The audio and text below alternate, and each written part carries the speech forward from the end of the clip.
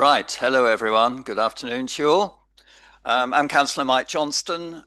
Councillor Bob Cartwright's at the back there, and Nikki and Amy are the officers here dealing with you all. Mike behind me, which will be going around when we have Q&As. Now, Carl Nicholson there, not yet. He's going to be the one leading on this, and Jason's there from Big Yellow. Lemon. That's it. I knew it was yellow. Thanks. So once we're joined by Carl, then we'll sort of kick off. But Jason, in the meanwhile, can you hear us? I can indeed. Good. Would you like to start then, giving us a bit of an update on the Big Lemon at the moment? And also, Yeah, so X10 seems to be growing from strength to strength. Really good numbers over December and January and February, which was really good to see. I think the free travel which North Somerset provided on the X10 in December went down really well and saw some great numbers, and we appear to have kept a few of those potentially new customers with the service as we've gone through the first half of this year. good. And your buses, you've got good stock of buses at the moment. Yes, yeah, we've got a good stock of buses. Doesn't appear to be any issues at the moment that I've been made aware of. So, Mhm. and we're fully staffed as well. So, Right. I'll get that mic going. Oh, Carl's in person. Right, fine. In that case, we might have to get another microphone for him unless we share it.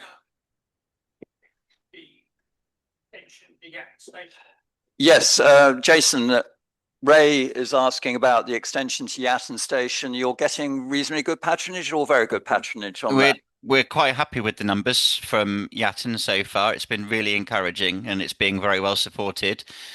We obviously worked closely with North Somerset and GWR to get that link into the station. Nick at GWR has been very helpful with providing information to passengers, etc. So yeah, the link there has gone really well. Excellent to hear. And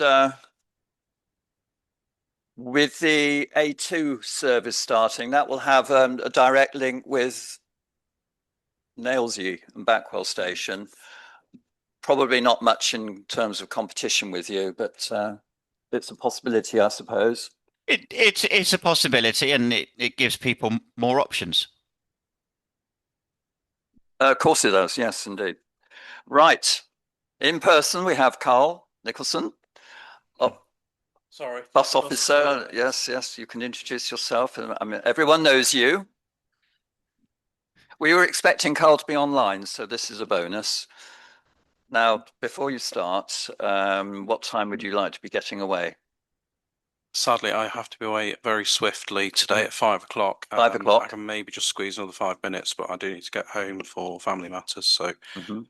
And how would you like to run this? Would you like your slide deck with Q&As at the end, or would you like people to ask questions during I the actual presentation? I would prefer to rattle through the slides and take questions if that's okay. It gives more Okay, time generally for questions if I do that. right. Um, if and you have got it is, sorry, I need to speak closer to the mic. I'll make sure I do that. In due course, we're planning to upgrade all these in this hall. Sorry, I always forget I have a softly spoken.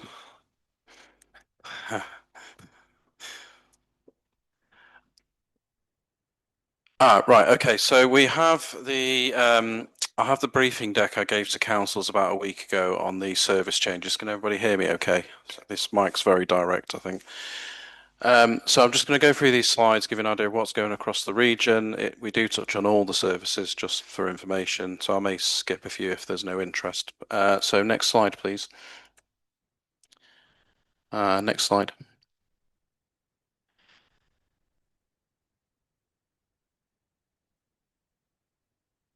So next slide. Sorry, I just need to. I think you've got the wrong slide deck. This is the wrong slide deck. Sorry. I don't know how this has happened. Yeah, sorry, if you can take that one down, that's the wrong slide deck.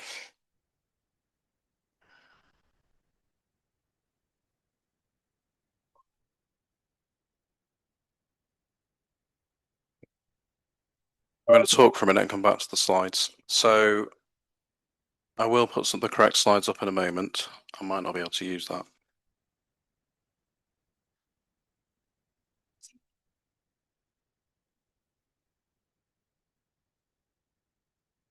I'm really sorry. Do you want to just give a quick update from Big Lemon a moment, please, while I just sort this slight technical problem out? Yeah, no problem. Yeah, so was there any more questions about the X10 at all from anybody?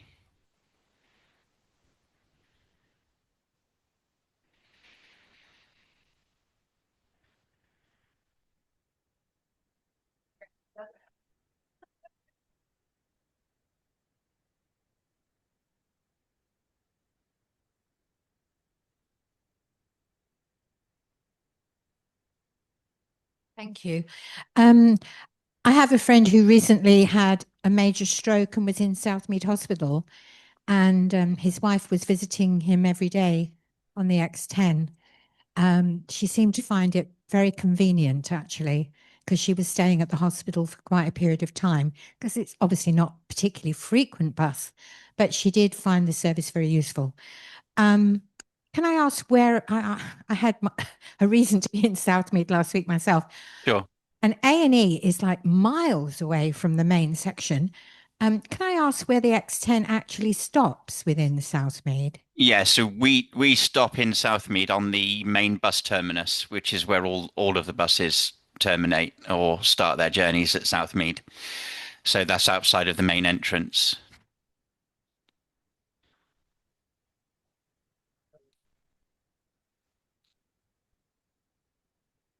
Just a mundane question. I've tried to download your timetable several times. Is there an easy way to download your timetable? Yeah, you should be able to download it straight from our website, sir. So if somebody can take an address and pass an address on, I'll happily get one posted out to you.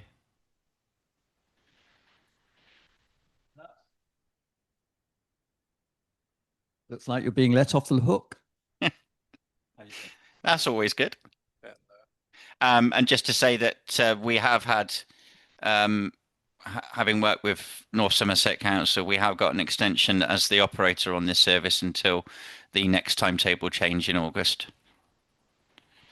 Yeah, that's good news. Yes. And there are no changes to the timetable. We wanted to, for this timetable change, we wanted to give the service a period of time to settle down and see how things go. Just as an aside, when you terminate the service coming back, the last one, that presumably runs as far as Sheepway. Is Yeah. that your last official stop? It is, yes. Although- Sheepway Station Road. Although your driver is taking the vehicle back up to Parsons Street, Correct. presumably. Could that be added into the service as a provision for Winterstoke Road and Bedminster? That's something we can look at with North Somerset going forward. Just seems a bit of a waste driving an empty bus up there. Yeah, no, it's a point taken. I'll make a note and we'll liaise with North Somerset. Okay. Yeah.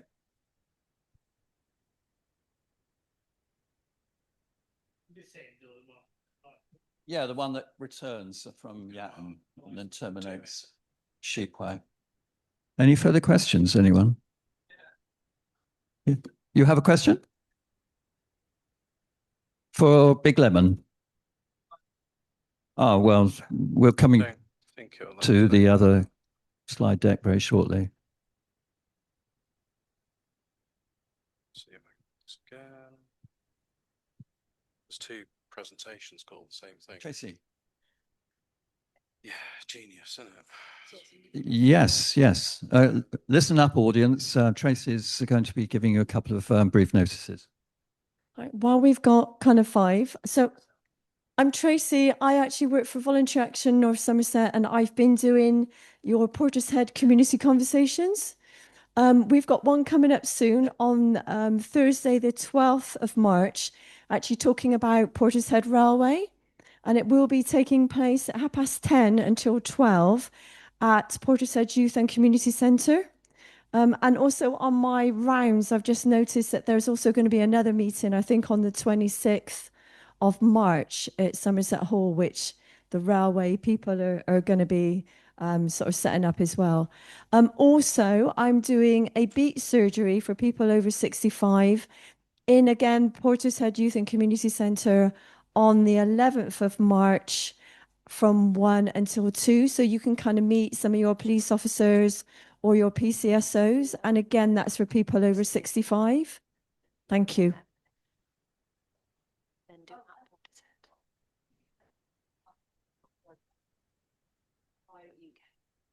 Many thanks.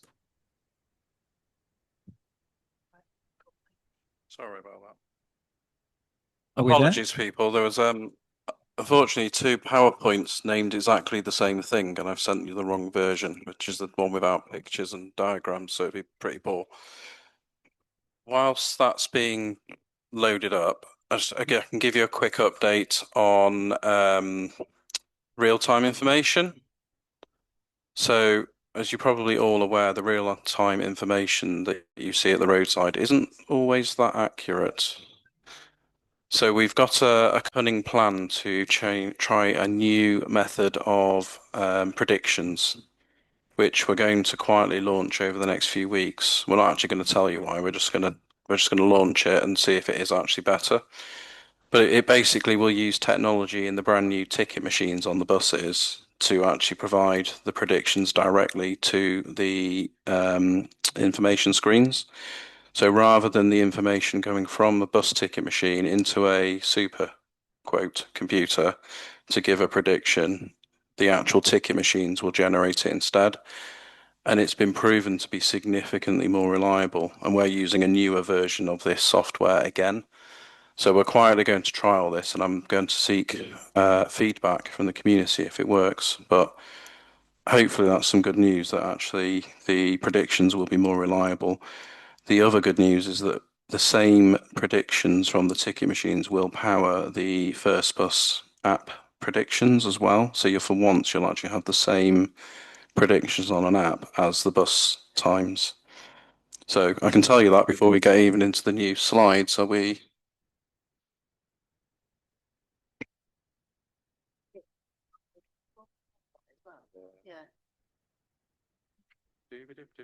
Oh, that I'll just have to plug directly in.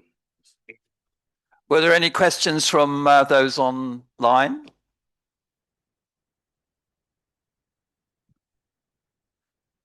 Take that as a no.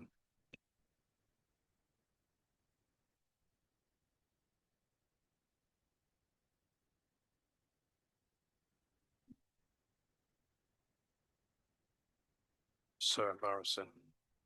I'll just have to talk through the changes. Do you want to try this date? I can try it. Oh, it has gone now. Yeah.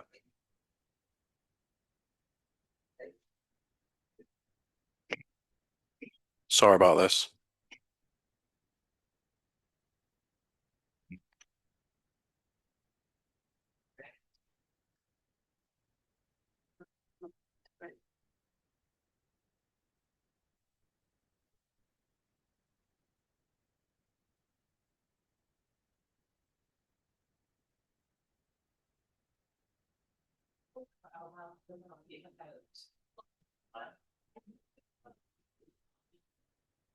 Yes, Nikki is reminding me to mention to you about the wellbeing event down at the Somerset Hall on Saturday, which is run by Portishead Lions.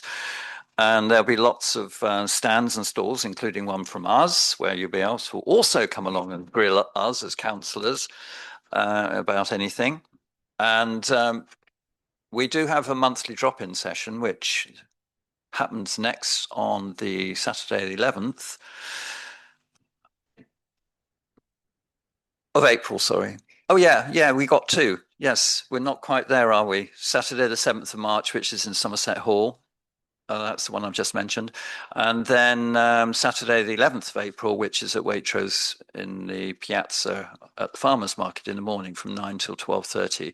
Normally, we are meeting on Friday, the end of the month, but these are obviously not quite on that timetable. I don't know what happens after April, but we'll go throughout the whole year. Yes, you'll get to hear. Are we there? Anyone got any general questions while I'm waiting for the slides? Oh, that's opening a Go on. can of worms. Apologies. Paul Nicholson, North Somerset Council, and the Passenger Transport Service Manager. So bus services come under my jurisdiction. Do you want to ask a question? So I've been tasked with asking about bus passes. Yep. All right. So disabled older people were able to get a free transport on a bus before 9 and sort of after 4. It's 24/7 now at Yeah, the moment. which Yes. was funded by the Bus Service Improvement sort of fund. And what I wanted to know was whether that was being extended after March. It is, yes.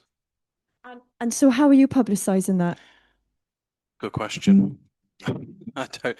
Sorry, this mic's very. There we go. Yes, we are going to carry on. It's actually quite a small amount of funding required for that, so it's really good value. And actually, I noticed Andy Burnham's getting rid of the time limit altogether in Manchester, so maybe it's going to set a national trend. The website advice will stay the same. The scheme continues. We need to update it to say it's been renewed. Any more questions generally? Or we can crack on with the slides. I'll save you for later. Go on. Go on then. Yeah. Today that it's probably going to be quite a while now. Obviously, with the price of fuel Yeah. exceeding obviously all our thoughts on it. Yeah. I'm just wondering, obviously, if you're perceiving that obviously the price of a bus ticket may likely go up. I can't guarantee you anything. What I know in the relatively short term, I've had this discussion only an hour ago with First Bus, Yeah. which is part of the reason I was a few minutes late. So I'm really sorry. I was not just late for the sake of it. The general feeling is they're not immune to all price rises. Yeah. Obviously, it's a sub 10% of their overall costs of vehicles, but there is a chance tickets may have to go up if this carries on and if it doesn't Yeah, I stabilise. think the public are quite understanding Yeah, over that. but there shouldn't be any immediate impact, and they're hoping there isn't any impact. It's just they can't guarantee that. Who knows? I mean, this is unprecedented what is going on in the world at the moment. But prices have just gone up because prices went up significantly last year for driver pay, and that is more than half the cost of running a bus. So obviously that's why they went up more recently. But you know, when you look at the cost of running a vehicle, taxis, everything else, they remain really good value. I would argue. The cost of concessionary passes to the council's gone up in the background. So we were paying 136 for every old age pensioners pass travel per trip. It's now up to £1.50. Whilst it's not great news, that's more pressure on council's finances because it is a direct impact to the council's finances. Yep. It is better in terms of the buses are being funded more, so they make them more stable. So it's sort of yin and yang, but yes, prices have gone up on everything. Okay. I can do the slides or take a few more questions. Slides? On that note, is the £3 fare cap continuing through to when? The national £3 fare, well, the national fare cap carries on for the duration of Parliament, we are told.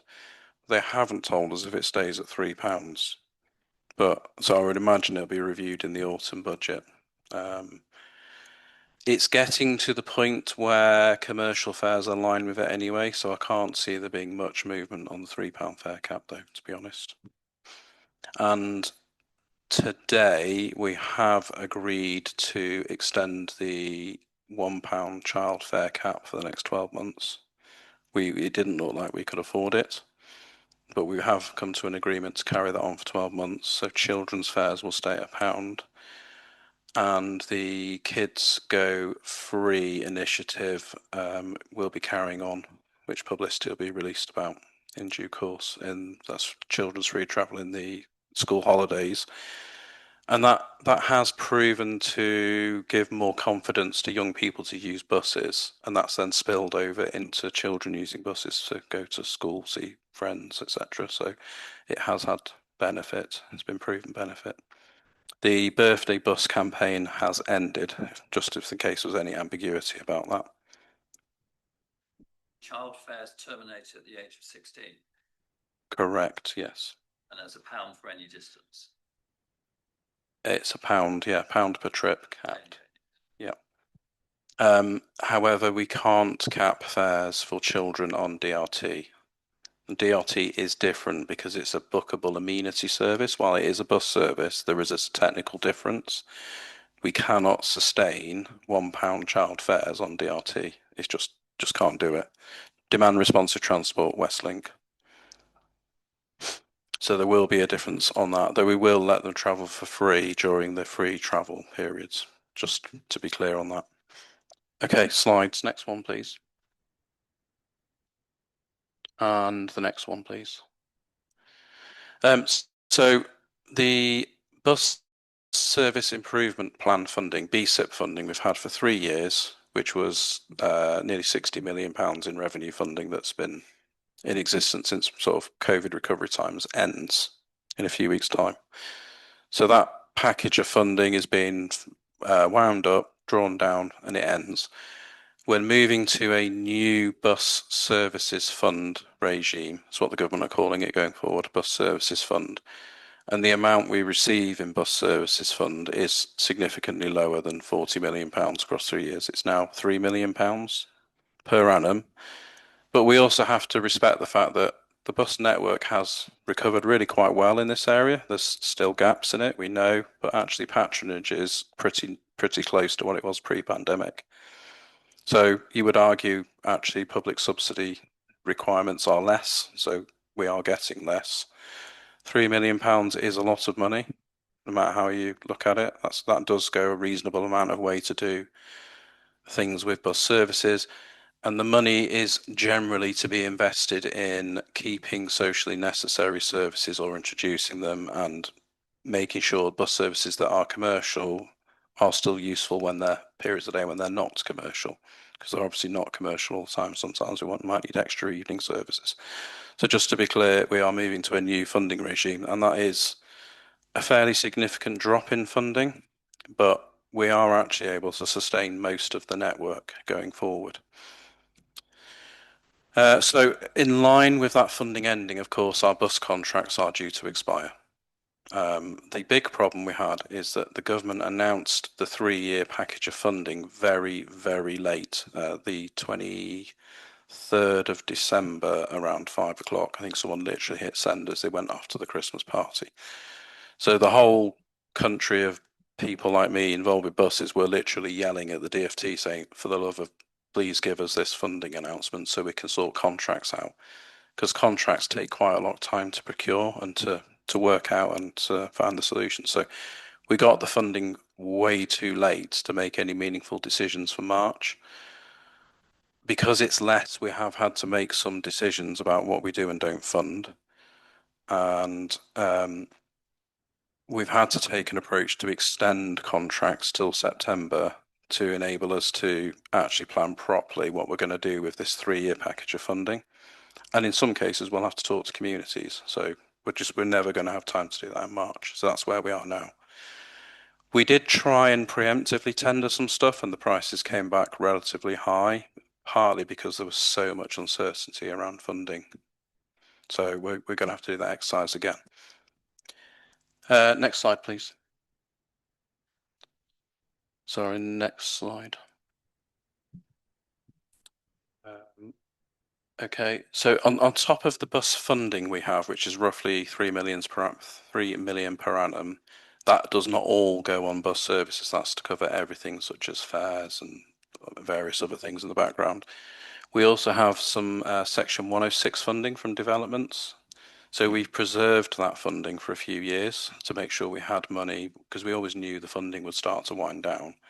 So we have additional money on top of that to invest in very targeted areas. So we're able to do more on top of what we could have done. Talking about recovery of the network, the X1 service now returns to a full commercial footing. So we're not funding it in any way. That's one of the busiest services in the region. So that is now not needing £800,000 per annum in subsidy, which is helpful.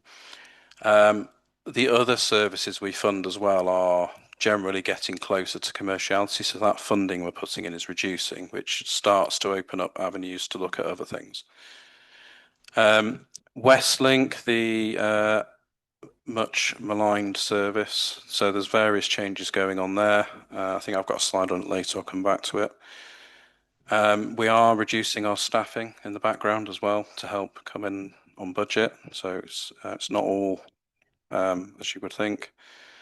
And we are also working on a plan with First Bus to address some of the reliability issues that have cropped up more recently too. Going back to what I was saying about why we need less funding potentially, just to point out that our overall patronage has actually still grown this year. It's slowing right down because prices have normalised and people have come back to bus that are inclined to, but we've still had growth for the last 12 months, which is actually bucking the national trend. We've done relatively well with patronage and people using buses, but the growth is definitely slowing right down now. And but we are seeing growth in old age travel, concessionary travel. We're seeing growth in young people, but we're seeing less students travel across the region, partly because less are going and because also they've built more halls of residence and things. Just a reminder of what we actually put money into. So there's commercial services, there's enhanced commercial services and the supported services. So we obviously don't fund commercial services, they're still on their own 2 feet. The enhanced commercial services we put a lot of money into over the last 3-4 years to get them back to a place where they're commercial. And we put a lot of money in supported services. The emphasis going forward will be more on supported services though.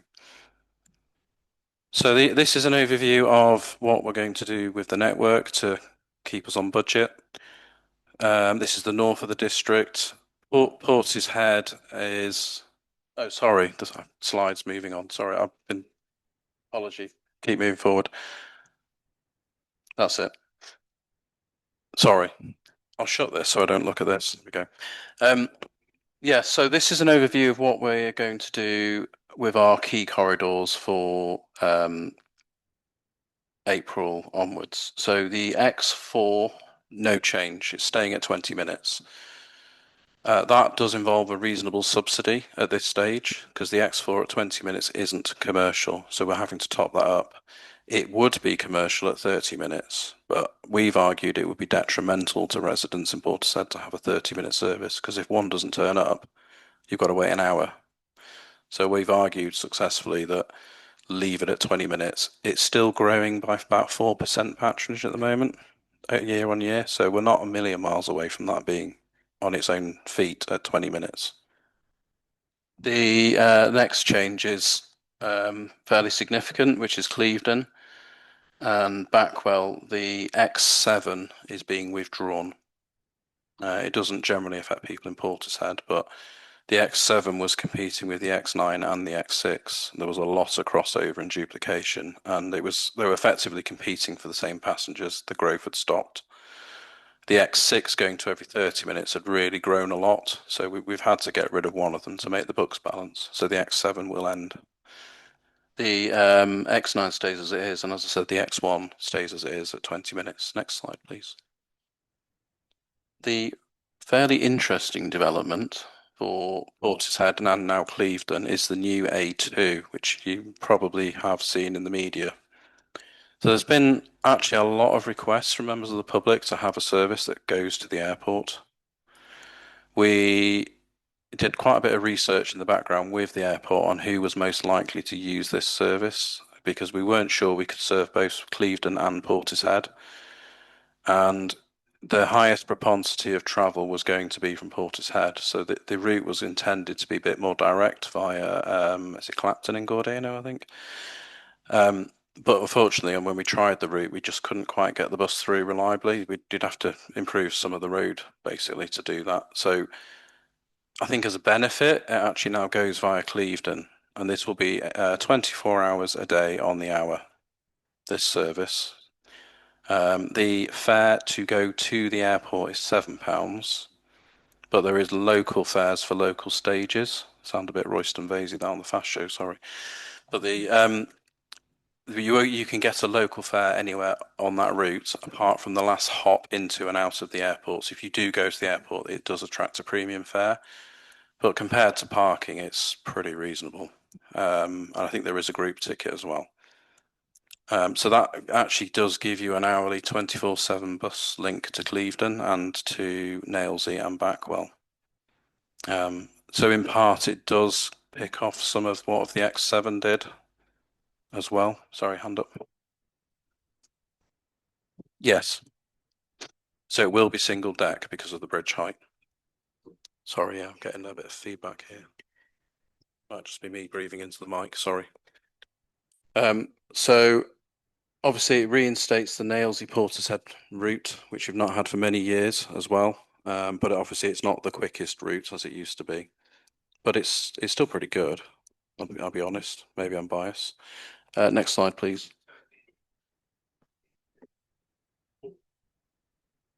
Yes, it's 24 hours a day. I think there might be one trip that's slightly less or something around.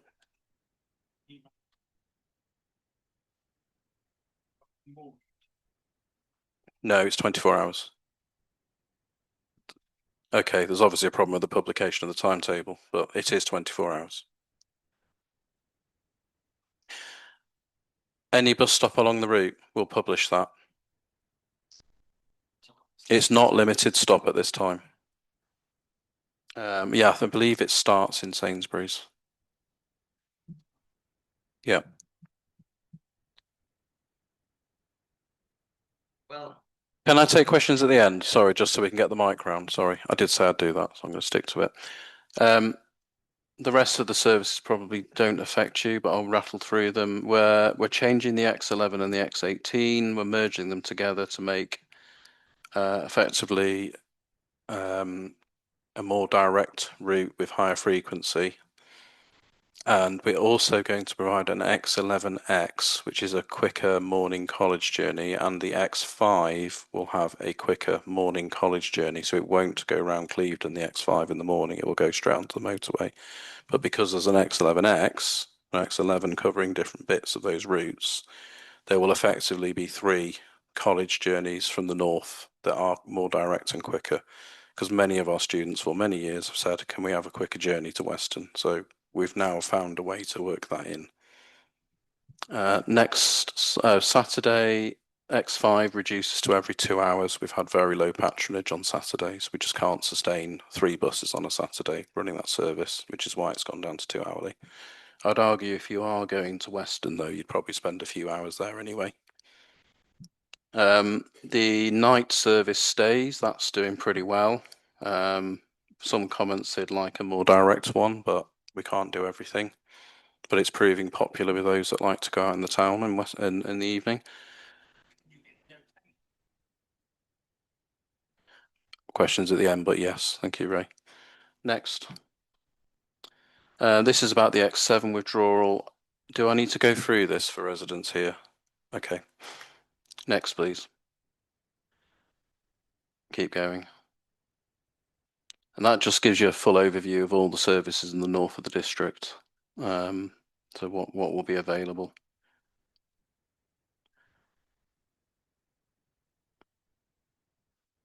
Everyone okay with that? Should we move on? And then these are the changes in Weston, which I'm happy to go into, but if you don't want me to, we can pass on those. Next. Next. There should be a slight Westlink. I did want to talk about that for a minute, and I think we're near the end. So Westlink was a 3-year trial. It's been well documented in these meetings that it's definitely not ticked all the right boxes. The trial is ending. However, there is a place for some of this to stay, the Westlink. Residents here have told me they do rely on it to get around particular parts of the marina, other parts of Portishead. They also want it to be more reliable. So on that basis, the current contractor for Westlink have not been successful in renewing. And we've decided actually we're not going to contract Westlink anymore. We're going to run it ourselves as a council. I'll check on that. I don't believe we'll be running Saturdays, and we will be cutting the service to the in between school hours, but we will run in all year, so we won't stop in school holidays, but we're going to run between the hours of 9 and 2. I can't give you a solution for everything, I'm afraid. It just isn't enough money. The current service costs about nearly £1 million per annum to run in the district, so we are having to reduce the amount we spend on Westling down to around 350,000 per annum. So we're able to sustain this rather than cancel it, but Can we have questions at the end, please? yeah, sorry. So we are also going to change the zones, which we hope is a bit more beneficial. We can skip to that slide, please. Yep. So we've taken the feedback that the very small town zones weren't that popular. So we've expanded it to 3 sort of northern-ish zones. But you'll notice to you of more interest is what we call the Clevedon Portishead zone. So it covers that what I call northern arc, where there is a real disparity in services on certain roads and areas.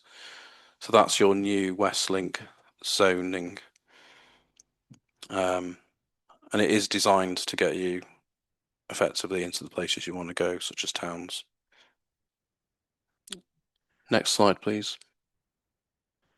This is just a summary of all the changes. Next slide, please.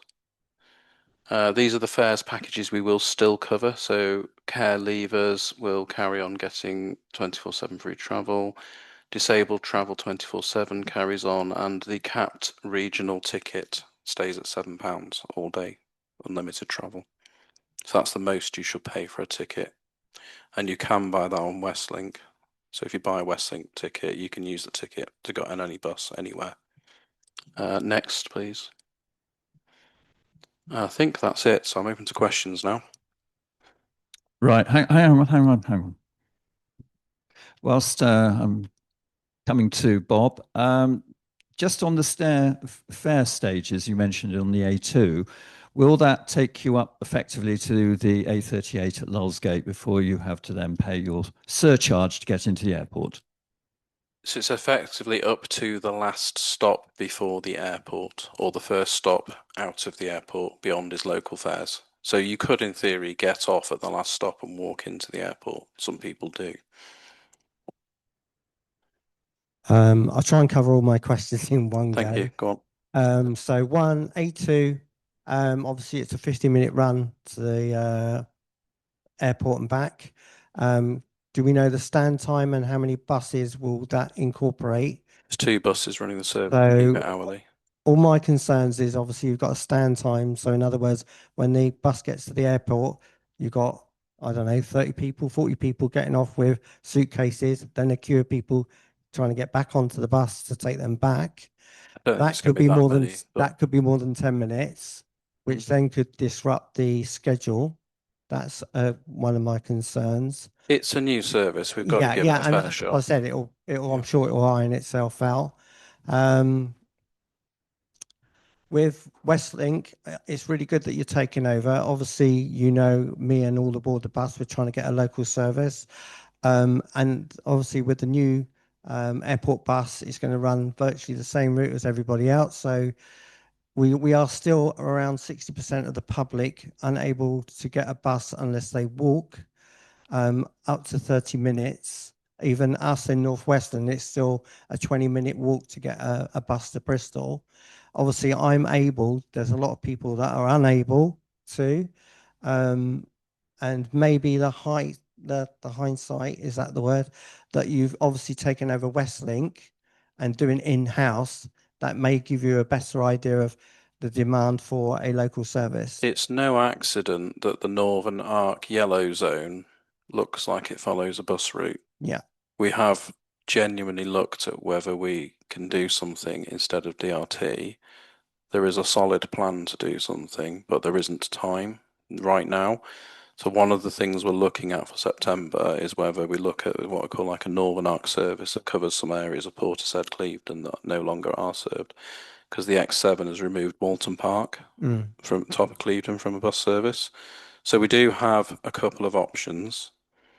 We just can't pull the trigger right now because of everything Yeah, that's happened. But that is planned. Yeah, I can understand that. Obviously, we're all waiting for the train. Yeah. And I think even you, Carl, will probably feel that that's the time or near that time that we need a local service running around, because if you've got the airport and the train, you're going to need to get those passengers on those buses and trains. Yeah, it's something we've noted from this community and others. So there is a couple of options in the wings now that we're looking at, and as soon as we can talk to you about it, we will. Yeah, We brilliant. just ran out of time this Yeah, time. thanks, Carl. Thanks for your time.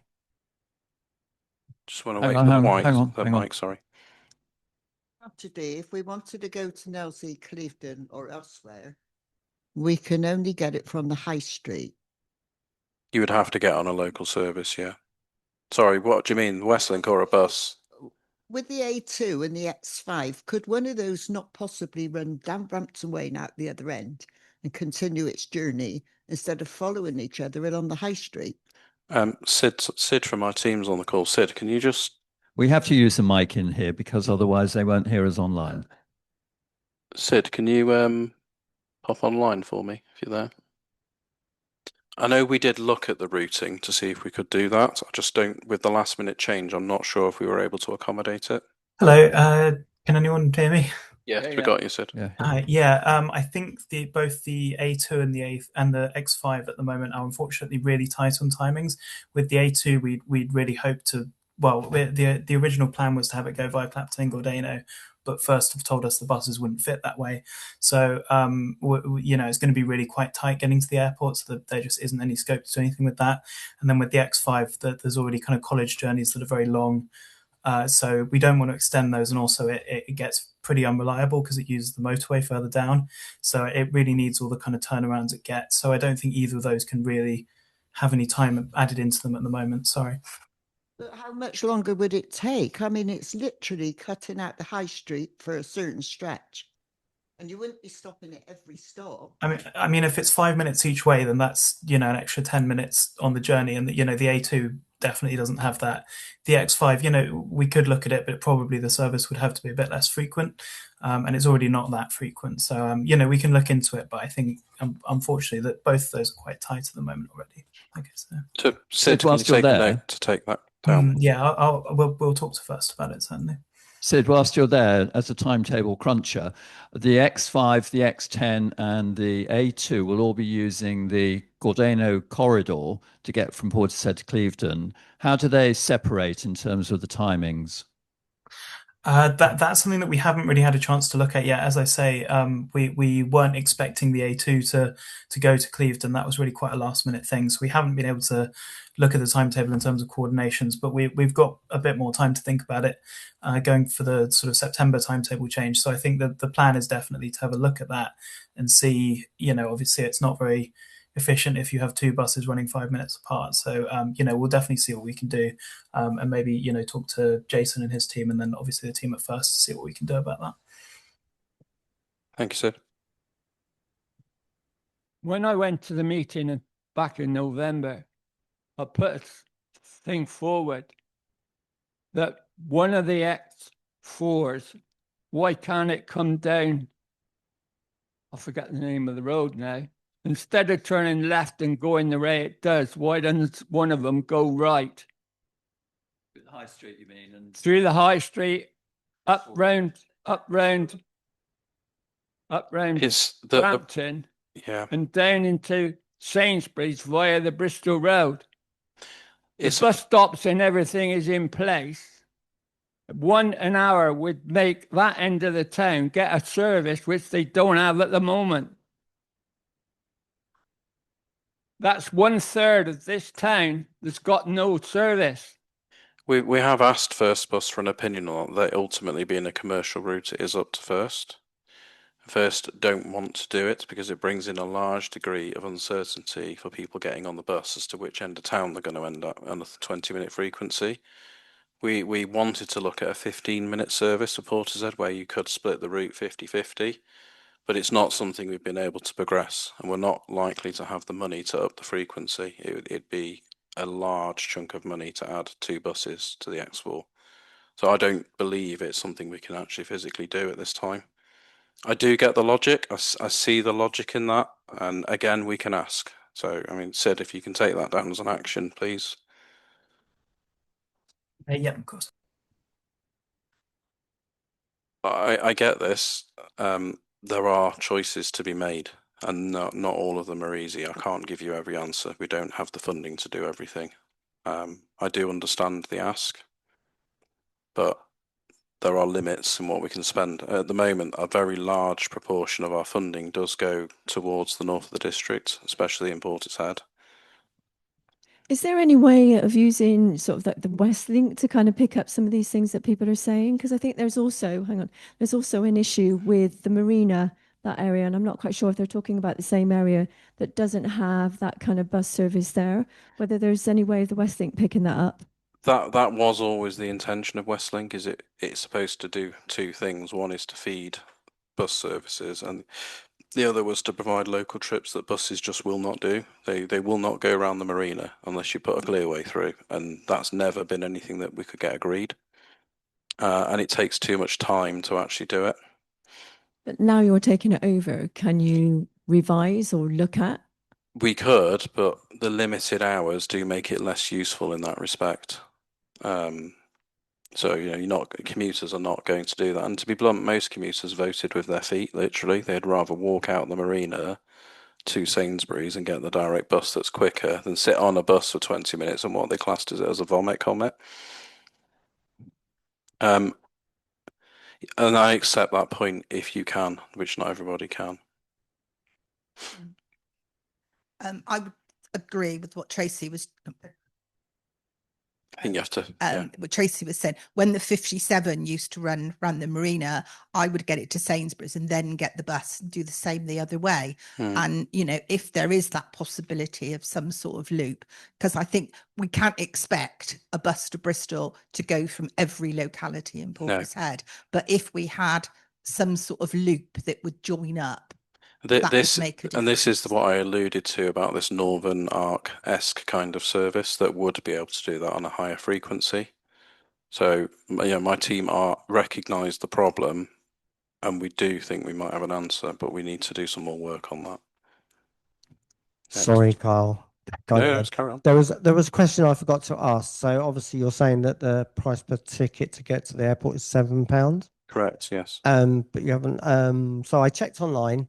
So Bristol is £30 for a family of 4, so 2 adults, 2 children. Western is £20, as I understand. Is that return or is that one way? That's one way. Yeah. Because obviously people are going to go one way to the airport and then going to. Yeah. But I understand it. Obviously, the tickets for a month value, isn't it?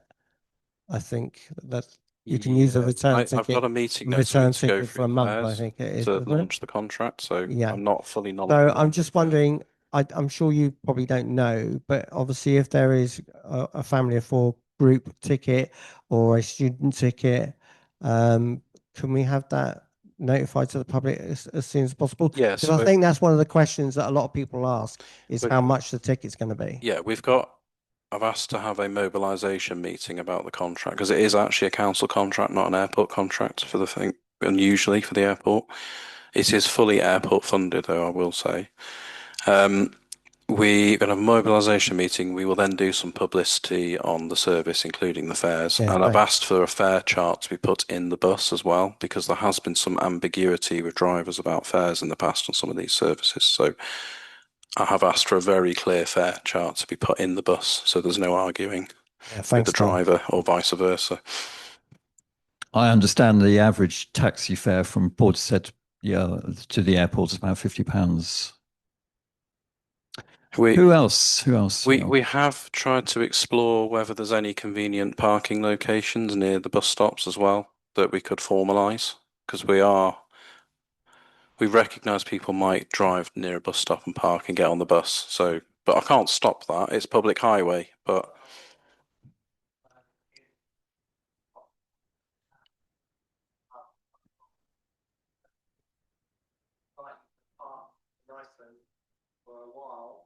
Until that bus is gone, because we're like, yeah. And then that holds up the car park with Not that I'd encourage it, but if you've got a friend that can drop you off at the bus stop, it makes it really convenient.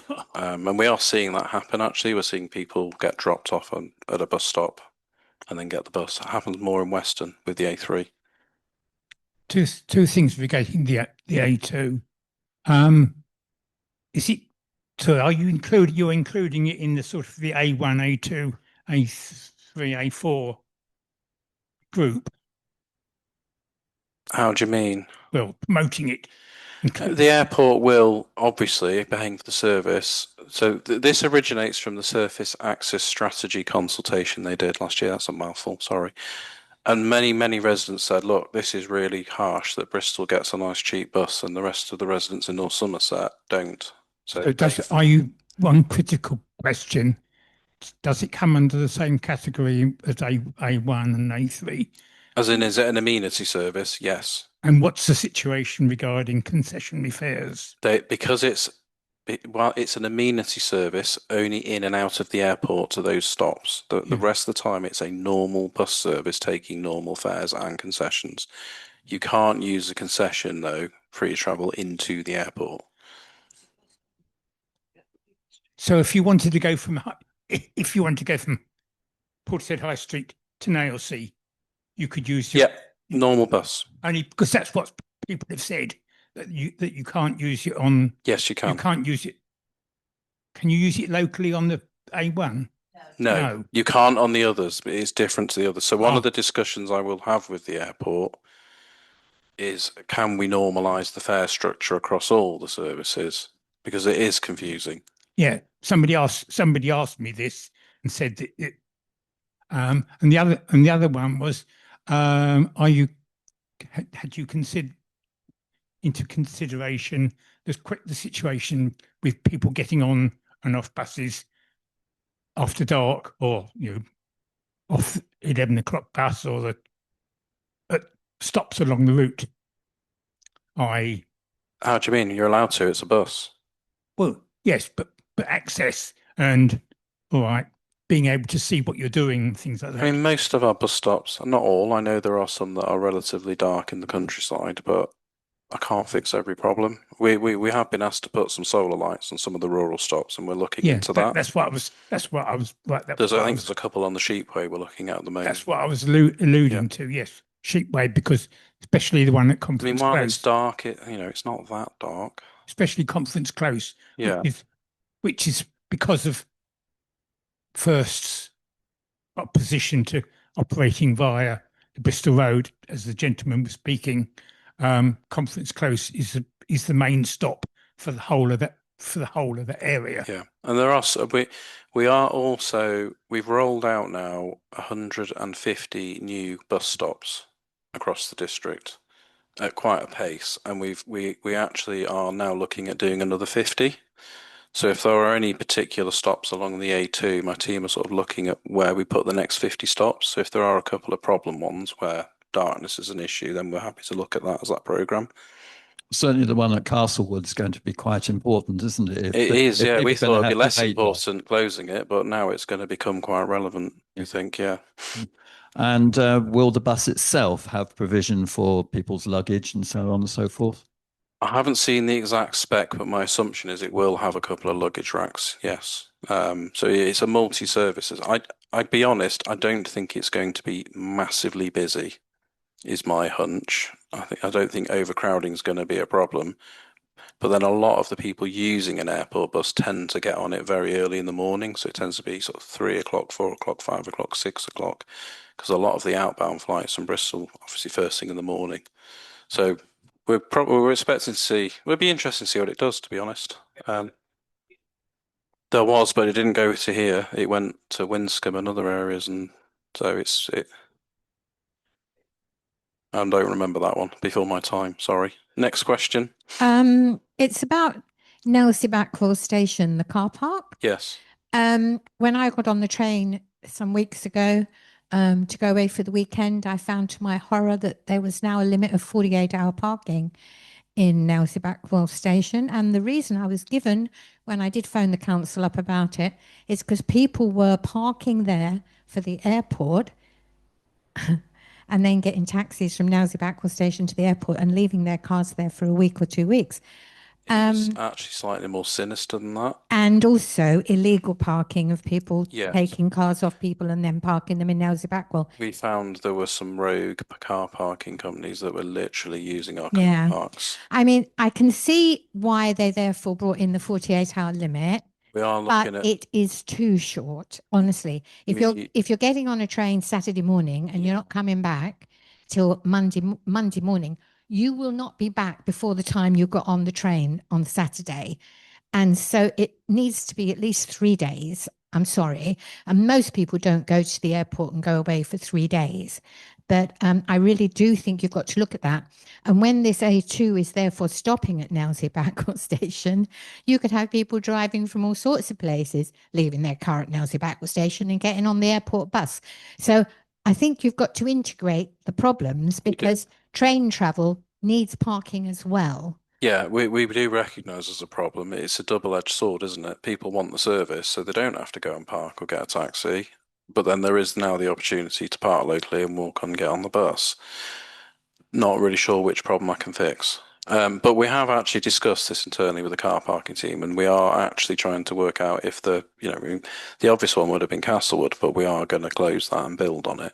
But we did think, well, could we have a park there for like 10 quid for a week sort of thing, and you could get on there. We are genuinely looking at the pricing structure though to enable longer parking and get on the bus. So it's an issue we're aware of, but there are many variants. I don't know the right answer. Are there any plans to have a bus interchange at the new railway station? Yes. Yes, there is. Thank you. It's been provisioned actually. They won't go into the actual forecourt directly of the new train station. The last plan I saw, the stops are sort of, I think isn't it a bridge or a crossing point, and then there's a short walk into the station from the bus stops. Because they're sort of, well, why are we not stopping right outside? But actually, it's better they stop to the edge of the station so they can carry on their route quickly. Carol, I was a little bit confused with the lady's question when you were saying about the 48 hours at Nailsea and Backwell. Yeah. So Yatton, you have to pay for parking at Yatton. Oh, you are paid, but it's paid at both. Oh, it's paid, but it's still limited. We basically a rogue parking gang filled the car park, and then paid the fee. But because it was really cheap car parking, unlimited, they literally filled it with people's cars. So Backwell. So we've used a sort of sledgehammer to crack a nut, I guess. On the note of bus stops, I presume that the Portishead hubs are still in the pipeline. Yes, there's going to be, my colleague isn't ready today to go through all the comms on it, so there'll be something next week about the new hub, new shelters going into Portishead.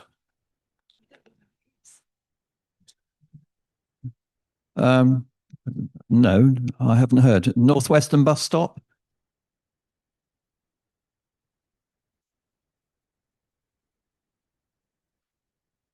In what respect? I mean, there's a shelter on the inbound route, isn't there?